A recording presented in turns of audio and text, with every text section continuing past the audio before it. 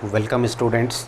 आइए, आज हमारा जो टॉपिक है वो है ट्रायंगल। ठीक है, ट्रायंगल देखिए, सबसे पहले तो इसका एक पार्ट हम लोग पहले ही डिस्कस कर चुके हैं। ठीक है, कौन सा? जो हमारा बेसिक प्रोपोर्शनलिटी थ्योरम है या थिल्स थ्योरम। ठीक है, उस पार्ट को हम लोग पहले ही वीडियो में देख चुके हैं। अगर आप में से किसी स्टूडेंट ने वो वीडियो नहीं देखा है तो वो पहले अपलोडेड है, आप उसको जाके ज़रूर देख लीजिए। ठीक है, अब बात आती है क्या कि वहाँ पे हम दो तरह का थ्योरम था हमारा। पहला क्या था? Thales theorem. ठीक है, थिल्स थ्योरम हमने सीखा। उसके बाद क्या हमने सीखा कि उसका जस्ट अपोजिट, जिसको कन्वर्स ऑफ थिल्स थ्योरम बोला जाता है। ठीक है, अब आइए, अब आगे हमारा क्या है यहाँ पे कि यहाँ से एक प्रॉपर सिमिलैरिटी ऑफ ट्रायंगल हमारा शुरू होता है, स्टार्ट होता है। ठीक है, तो चलिए हम उसको देखेंगे। सबसे पहले हम आपको इसका जानकारी एक दे दें कि जैसे आप मान लें कि ये हमारा पहला ट्रायंगल हुआ और ये हमारा दूसरा ट्रायंगल। ठीक है, ये ए, ये बी, ये सी, ये हमारा डी, ये ई और ये एफ। ठीक है, अब इसमें क्या है कि अगर दो ट्रायंगल, ये हमारा सिमिलैरिटी का साइन हुआ। ठीक है, कि अगर हम ये बोलते हैं कि triangle A B C is similar to triangle D E F, triangle A B C is similar to triangle D E F, अगर दो ट्रायंगल सिमिलर होता है तो उनके कॉरस्पॉन्डिंग एंगल्स क्या होंगे? सेम होंगे।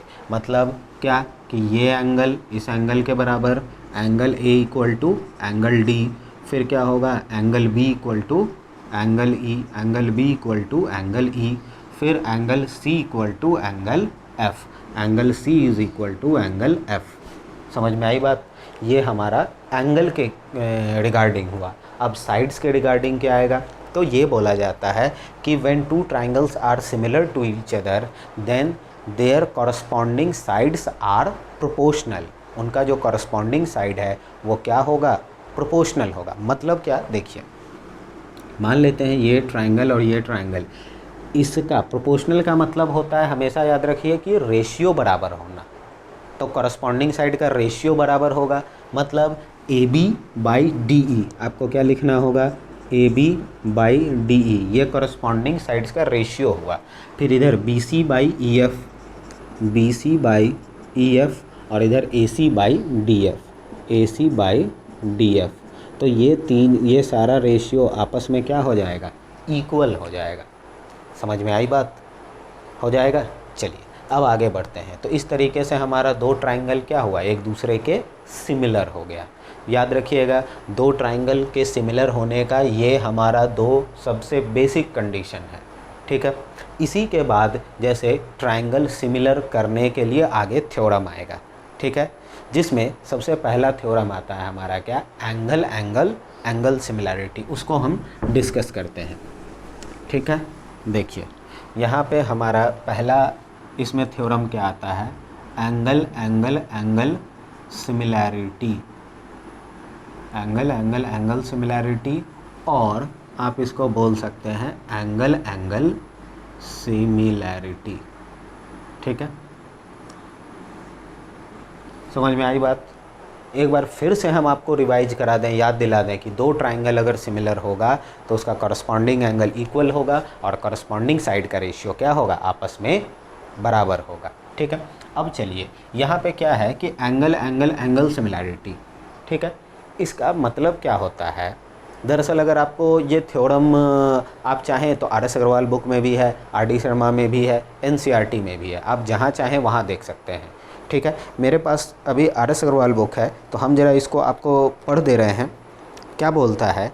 इफ़ इन टू ट्राइंगल्स, दो ट्राइंगल में the corresponding angles are equal, corresponding angle क्या है? इक्वल है। Then their corresponding sides are proportional, अगर उनका कॉरस्पॉन्डिंग एंगल इक्वल है, मतलब ये गिवन है कि दो ट्राइंगल का कॉरस्पॉन्डिंग एंगल आपस में बराबर है।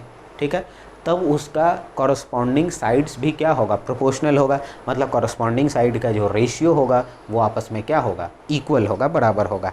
And hence the triangles are similar. तब क्या होगा? ट्रायंगल को क्या लाना है? सिमिलर लाना है। ठीक है, देखिए यहाँ पे क्या हो जाएगा? सबसे पहले तो एक ट्राइंगल ये लीजिए, ठीक है, और दूसरा ट्राइंगल ये लीजिए, ठीक है। ये ट्राइंगल मान लेते हैं ए बी, कोई एक छोटा बड़ा आप ले लीजिए, ठीक है, तो आपको समझने में इजी होगा। मान लेते हैं कि इसी को आप छोटा ले लीजिए, इसी को हम छोटा ले लेते हैं, ठीक है, तो आपको थोड़ा समझना इजी पड़ेगा। ये ए, ये बी, ये सी, ये हमारा डी, ये हमारा ई और ये हमारा एफ, ठीक है। समझ में आई बात? अब ज़रा देखिए, सबसे पहले क्या होता है, हमको बताना है गिवन क्या है कि इसमें एंगल, सबसे पहले तो आप गिवन लिख लीजिए।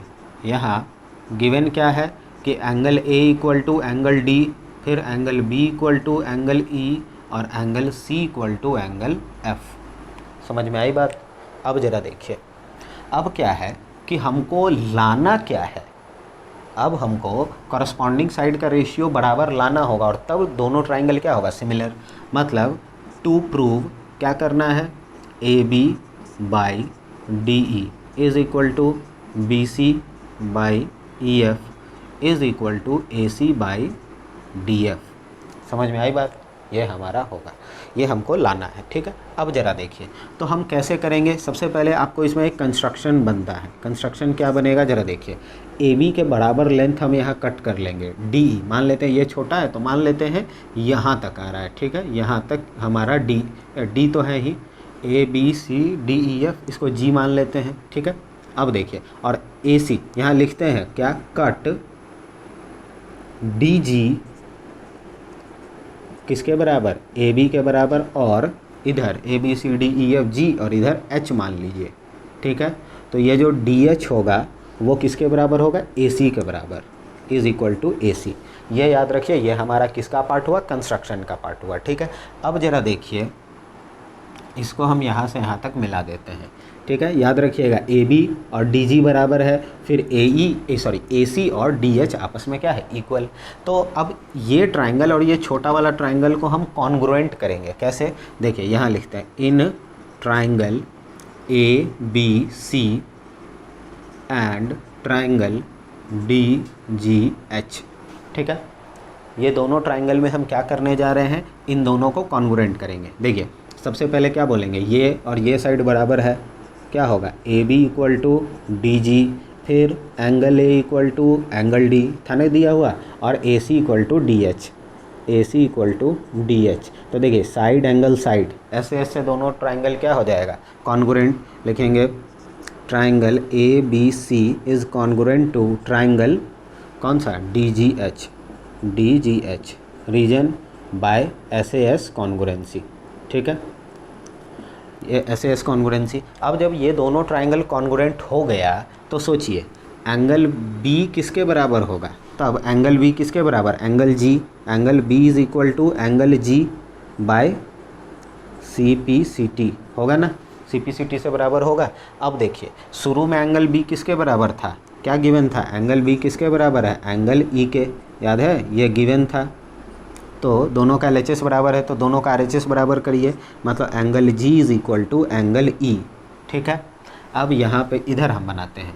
अब बस ये याद रखिए कि एंगल G और एंगल E आपस में क्या आया है, इक्वल आया है। तो देखिए तो ये एंगल और ये एंगल, ठीक है, एंगल G और एंगल E आपस में क्या है, इक्वल है। इसका मतलब दो लाइन, ये दोनों लाइन है और ये एक काटने वाला लाइन है, इंटरसेक्टिंग लाइन है, और ये एंगल बराबर है, मतलब क्या होगा, कॉरस्पॉन्डिंग एंगल होगा। अब कॉरस्पॉन्डिंग एंगल होगा तो क्या बोलेंगे, यहाँ लिख देंगे कि these are corresponding angles, so G H is parallel to E F. तो क्या हो जाएगा, G H is parallel to E F. जब जी एच और ई एफ आपस में पैरेलल होगा तब देखिए क्या बनेगा। अब अगर ये लाइन और ये लाइन पैरेलल है तो याद करिए आप थेल्स थ्योरम, कॉरस्पॉन्डिंग साइड के रेशियो को आप इक्वल बोलेंगे ना। लेकिन इसमें कैसे लिखा जाएगा, ये नहीं कि D G by G E is equal to D H by H F लिख दिए, नहीं, ये ही तरीका आपको सीखना है। ये सब इंपॉर्टेंट पार्ट है।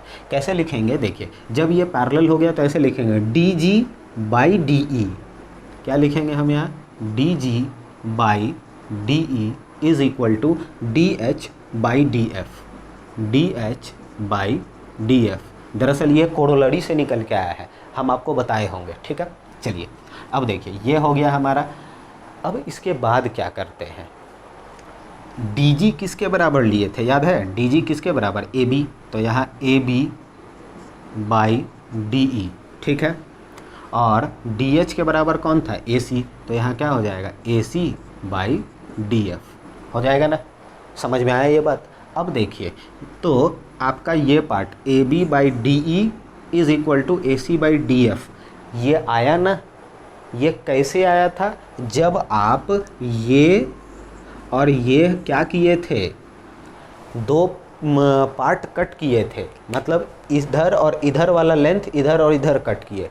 ठीक उसी तरीके से आप इधर वाला और इधर वाला लेके चलिए, या जब आप इधर वाला और इधर लेंगे तो ये इधर मतलब यहाँ से ऐसे और यहाँ से ऐसे कट होगा तो ये लाइन बनेगा, या अगर आप इधर और इधर से लेंगे तो ये और ये कट होगा तो यहाँ से ऐसे लाइन बनेगा।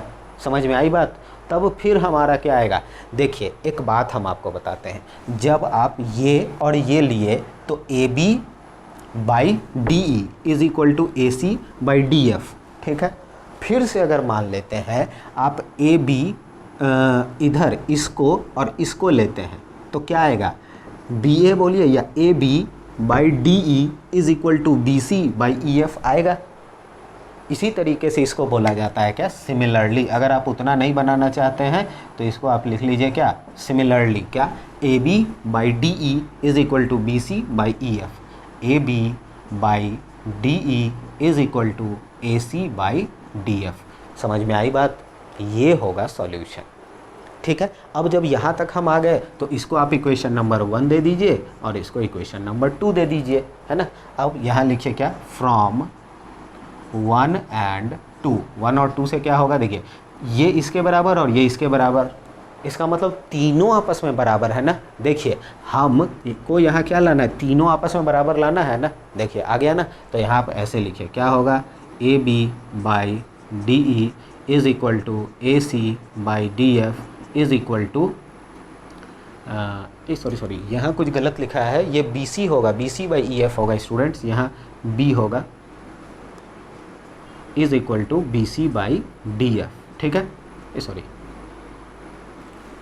B C by E F होगा, यहाँ भी थोड़ा गलत लिखा गया है, B C by E F, ठीक है। तो इसको भी ई एफ कर लीजिए, ठीक है। समझ में आ गई बात। ये हुआ हमारा कंप्लीट सॉल्यूशन, ठीक है। चलिए इस तरीके से अब जब ये आ गया तो हमारा क्या बोलेंगे कि दोनों ट्राइंगल क्या है, एक दूसरे के सिमिलर है। तो लास्ट में हम यही लिखेंगे, so triangle A B C is similar to triangle D E F, ठीक है, प्रूव्ड। हो जाएगा ना, समझ में आया। चलिए इसको यहीं पे ख़त्म करते हैं, ठीक है।